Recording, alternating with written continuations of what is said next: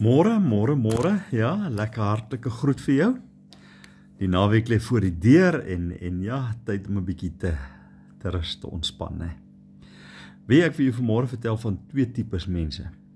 Twee broers beland in 'n kamer wat amper tot die dak toe bo vol permis is. En die een pla en mor en grom oor al hierdie permis en hoe dit ruik en hoe gaan hulle nou ooit mense weer ooit in die oë kyk as hulle so met hierdie goed besmeer. Die ander een grou asof sy lewe daarvan afhang.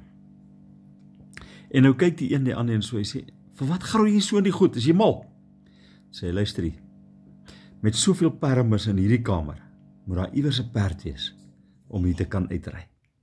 Nou wat probeer ek nou vir jou sê? Daar's twee tipes mense, né? Die een wat in die omstandighede gaan vaskyk, en die ander een wat gaan kyk, hoe gaan ons hier uitkom? En jy kan vanmôre die keuse maak, of jy laat toe dat omstandighede jou oorweldig, of jy soek die perd, jy soek die oplossing, jy ry daar uit.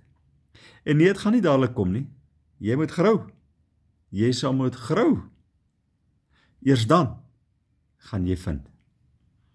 So wat ook al jou probleem is, wees liewer deel van die oplossingssoeker. Dis 'n mooi woord, oplossingssoeker. As wat jy oorweldig word deur dit wat om jou is. Here, gee ons die krag en genade om te help om oplossings te kry en stuur daarvan om te kla.